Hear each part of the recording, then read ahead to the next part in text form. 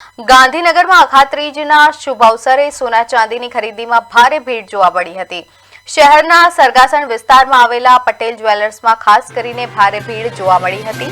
પટેલ જ્વેલર્સના માલિક પિયુષ પટેલે જણાવ્યું હતું કે અખાત્રીજ નિમિત્તે ગ્રાહકોને લાભ મળે તે માટે 22 કેરેટ ગોલ્ડ પર માત્ર 5% મજૂરી રાખવામાં આવી છે।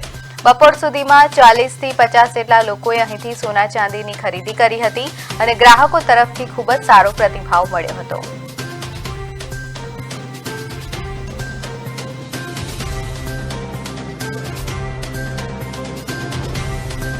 અને અખાત્રીજ તો ઓલરેડી સોનું ખરીદવા માટેનો સારો દિવસ ગણાય છે। એના માટે વણમાગી મુહૂર્ત કહેવાય।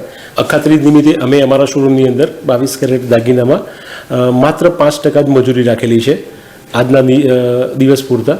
એટલે એના લીધે સારા એવા ગ્રાહકોએ અત્યારે હાલ સુધીમાં અરાઉન્ડ 40 to 50 ક્લાયન્ટનું બિલ બનેલા છે અને બધાનો બહુ સારો રિસ્પોન્સ છે। સોનાની ખરીદી ગ્રાહકોની પહેલી પસંદ છે। જ્યારે બી વૈશ્વિક સ્તરે મંદી કે કંઈ બી હોય તો બીજામાંથી વિશ્વાસ ઉઠીને લોકોનો વિશ્વાસ સોનામાં જ આવે છે। એટલે સોનાની અંદર મંદીનું અમે હજી સુધી નથી જોયું અને અમારા વિસનગરમાં બી અમે છેલ્લા 35 યર્સથી છીએ। ત્યાંથી બી અમે જે દિવસે સ્ટાર્ટ કર્યું તો અત્યાર સુધી અમારી જર્ની વધતી જ ગઈ છે, ગ્રોથ થઈ ગઈ।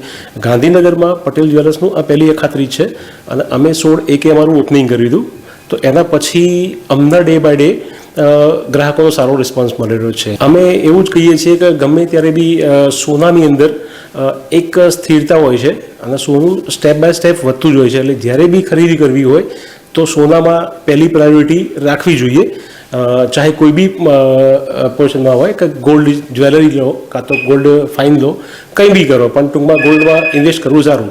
અને બીજું ખાસ અમારાથી આવશો તો અમે તમને અમારાથી બેસ્ટ સર્વિસ આપીશું। ડિઝાઇન તો અમારી ત્યાં સારી જ છે અને હાલ મેકિંગમાં બી અમે એકદમ છૂટ આપીને માત્ર 5% મેકિંગ લઈએ છીએ।